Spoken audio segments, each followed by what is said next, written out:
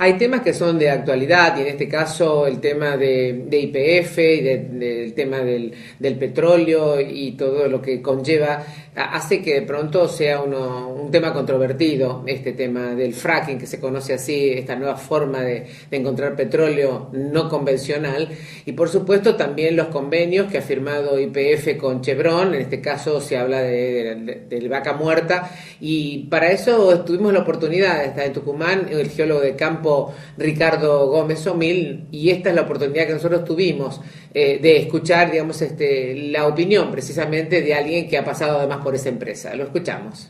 Bueno, yo he venido a dar una charla para tratar de aclarar el funcionamiento del proyecto de shale oil y gas en Argentina, principalmente en Neuquén, desde varias ópticas más completas, para que el que escucha o el que esté interesado se lleve una idea clara y creo que más real de este proyecto que puede ser una gran solución para Argentina. Vos sos un ex YPF y ex varias compañías petroleras y ahora estás actualmente ¿en qué compañía? Yo estoy en una empresa alemana de hidrocarburos que se llama Wintershall, es una empresa que produce principalmente gas en Neuquén y en Tierra del Fuego y offshore y estamos interesados en el desarrollo de algunos proyectos de shale en Neuquén. ¿Cuál es tu posición en la empresa? Yo soy geólogo de exploración y estoy trabajando en los bloques de exploración de la faja plegada neuquina y en los proyectos de shale que tenemos en Neuquén. Bueno, dijiste shale, dijiste varios términos que vamos a ir caminando en esta entrevista. Uno de ellos es tener un panorama claro cómo está desde tu óptica la situación, la matriz energética argentina de la que tanto se habla. Bueno, la matriz energética argentina está muy mal. Tenemos una dependencia grande de gas, básicamente, y de petróleo. Toda la industria, o gran parte de la industria pesada de Argentina, se maneja con gas, que es subsidiado por el Estado. Y desde 2 años atrás ya se importa mucho gas de Bolivia y a través de un barco gasífero que viene de Trinidad, con los cuales el país está pensado para este año una erogación de 12.000 millones de dólares y va a ir incrementándose. Y ese es un proyecto en realidad que hay que tratar de revertirlo. Argentina no puede depender de esa energía externa y creo que nos va a llevar varios años para revertir ese caso. Una pregunta que da vuelta en el imaginario popular. ¿Pagamos caro el gas que consumimos? Porque entiendo que traemos gas producimos gas y aparte importamos de distintos lugares. ¿Lo pagamos caro los argentinos? No, Argentina paga muy barato el gas. El Estado subsidia mientras pueda, pero básicamente al productor se le paga un tercio o un cuarto del gas que pagamos en Bolivia. En Bolivia se está pagando $9 el millón de BTU y al barco que viene de Trinidad $18 por el mismo volumen. Al productor argentino se le paga 2.7 por lo mismo. Lo que significa que no hay un claro incentivo para la producción de gas. No hay un incentivo para el gas que ya se produce. El gobierno hace muy pocos meses ha decidido pagar $7 aproximadamente por el gas nuevo sacado del shale o de otros reservorios, y creo que esa ha sido una influencia directa y positiva de tener en YPF un técnico que de alguna forma ha hecho cambiar el pensar de los políticos. Qué bueno haber recuperado también YPF para el país, pero bueno, creo que se está tomando YPF desde una posición bastante complicada porque es una compañía que necesita mucho dinero para ponerse nuevamente en funcionamiento y abastecernos en petróleo como solíamos hacerlo. Sí, tal cual. YPF yo también estoy de acuerdo con la nacionalización. En realidad, tal vez uno de los errores más grandes ha sido privatizarlo cuando se lo hizo. Más que privatizarlo, diría regalarlo, pero YPF hoy está con muy poco dinero para invertir y en los proyectos nuevos se necesitan valores cercanos a los 10.000 millones de dólares por año para desarrollar nada más que el shale de Neuquén. Y Argentina tiene potenciales en otras cuencas, en otras de sus cuencas petrolíferas que están prácticamente sin investigar desde ese punto de vista. Ricardo, desde que nace la idea de un área explorable hasta que se saca petróleo, el promedio de años y el promedio de dinero que se puede llegar a invertir, que sé que es variable, pero más o menos para que la gente tenga una idea, qué dinero y qué tiempo hace falta para el desarrollo y la puesta en marcha de un yacimiento. Yo creo que para los yacimientos de shale, que son los novedosos, en Argentina tienen alrededor de 3 años. En esta etapa se está en la etapa piloto. ¿Qué quiero decir con eso? Se está probando si económicamente funciona el shale como yacimiento. para el desarrollo, yo estimo que al desarrollo masivo, entre más de 5 años, 5 a 10 años, hay que traer no solo la inversión, hay que traer la tecnología, el conocimiento, el aprendizaje, bajar los costos. Es un combo complejo que soy optimista con eso, espero que se dé y creo que Argentina lo necesita enormemente. Mencionás mucho la palabra shale, son yacimientos no convencionales, son los que está mencionando la Presidenta de la Nación cuando sale en cadena nacional, ¿de esto se trata? Efectivamente, lo que está hoy en la Picote y en boca de todos es el shale de Vaca Muerta, que es una roca, es una formación que está básicamente en la provincia de Neuquén, un poco en Río Negro y el sur de Mendoza. Ya se sabía de hace muchísimos años que tenía petróleo. Creo que los geólogos nunca soñamos que podíamos sacar petróleo de esas rocas, pero es una técnica que se emplea en Estados Unidos hace ya 15 o 10 años exitosamente, y han logrado abastecerse de gas principalmente en los Estados Unidos y bajar el precio del gas a la mitad.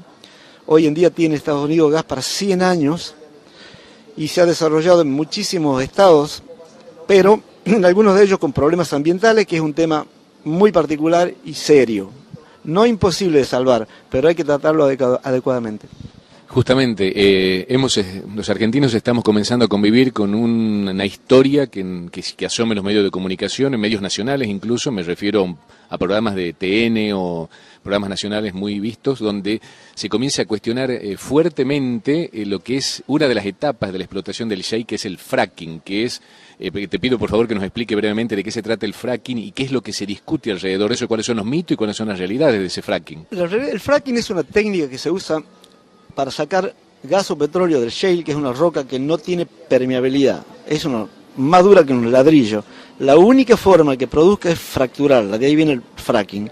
Son fracturas muy grandes que se hacen con 40 o 50 camiones que bombean agua y arena básicamente para poder fracturar y ponerle la gente sostén.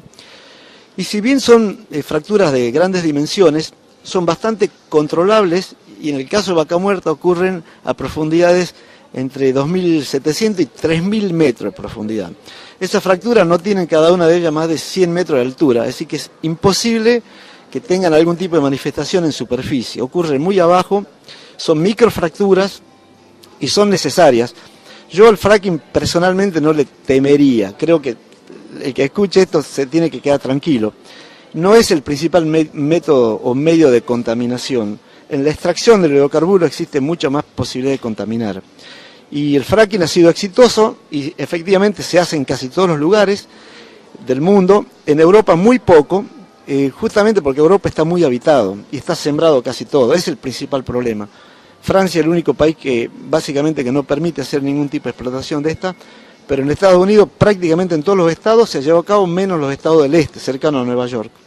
Quiere decir que es una técnica, el fracking, que puede traer sus problemas, tal vez no como se lo está mencionando en este momento en los blogs, en internet, en algunos programas, donde hay que tener mucho cuidado, es muy importante los controles ambientales, especialmente por parte del Estado. Sí, yo creo que el control ambiental es responsabilidad del que opera un área, sea empresa estatal o no, y del Estado como contralor.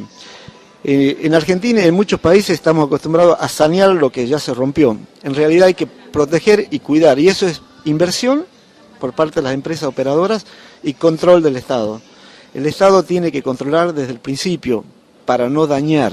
Yo creo que eso es extensible a un montón de otras industrias como la minería o algunas otras.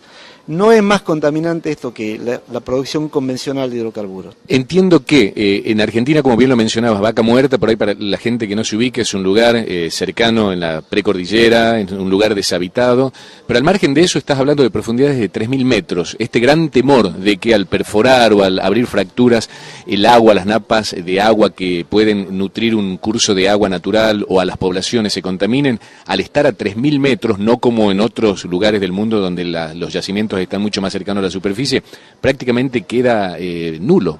Yo personalmente creo que sí. El tema que el fracking es una técnica que utiliza muchísima agua. Por pozos se necesitan entre 10.000 y 15.000 metros cúbicos de agua dulce. Y Neuquén tiene políticas donde no permite el uso del agua corriente de los ríos, en el caso del río Neuquén principalmente. Para esos usos hay que usar agua subterránea. Es decir, se saca agua de reservorios someros y se usa. Pero creo que el temor del agua, que es un temor que puede ser real, en realidad lo que hay que hacer es tratar el agua que se inyecta. Cuando uno fractura, el pozo devuelve agua, en un porcentaje 70-80%. En todos estos países, básicamente en Estados Unidos, la misma agua se vuelve a tratar y se vuelve a usar. Es decir, que no se usa tanta agua. Eso es costoso, pero me parece el camino que hay que seguir. Significa que reciclar, o sea, se necesita un volumen inicial importante, pero luego una buena técnica y una buena inversión económica para reciclar ese agua y para que el proceso continúe. ¿Por cuántos años? El proceso del shale, yo creo que una de las grandes cosas, aparte de poder producir volúmenes más grandes de gas y petróleo, va a dar trabajo a miles de personas. Todo el shale de Vaca Muerta, más otras rocas que tienen potencial, por suerte, están ubicadas básicamente en zonas desérticas. En la zona de Neuquén, donde esto se está probando, hay muy pocos habitantes, hay localidades pequeñas, y eso es una ventaja. En general están sobre los mismos viejos yacimientos, pero son yacimientos estos de shale masivos, es decir, puede haber reservas gigantes. Eso es lo que lo hace potencialmente bueno. Y en todos los casos de Vaca Muerta estamos hablando de profundidades similares, debajo de 2.700 metros hasta 3.000 metros. Ricardo, ¿este sería el comienzo de la salida del problema energético de Argentina, o cómo avisorás un futuro cercano, o con qué políticas tendría que encarar nuestro país una salida importante al problema energético para el mediano plazo? Para mí, si uno sigue el camino de los países que han desarrollado sus hidrocarburos, nosotros hemos saltado algunas etapas. De los yacimientos convencionales, que es de donde viene el petróleo y el gas actualmente, que están viejos y en plena declinación, les queda poca vida, hay etapas intermedias antes de llegar al shale. El shale es algo actual en países que ya han pasado por la búsqueda del desarrollo de gas, básicamente, en yacimientos o en rocas intermedias, que producen mucho más que el shale, es más barato, y en Argentina creo que ahí hay un gran potencial. De cualquier manera, los yacimientos convencionales están en franca declinación, son yacimientos viejos, y según las estimaciones de los economistas de lo convencional, quedarían 10 a 11 años de producción de petróleo y gas, salvo el shale. Por eso son procesos que se debieran tomar seriamente y encararlos. Y así, con estos temas de actualidad, terminamos esta emisión de Tribuna Profesional. Les agradecemos como siempre que nos hayan acompañado y nos encontramos, si Dios quiere, la próxima semana. Gracias y hasta entonces.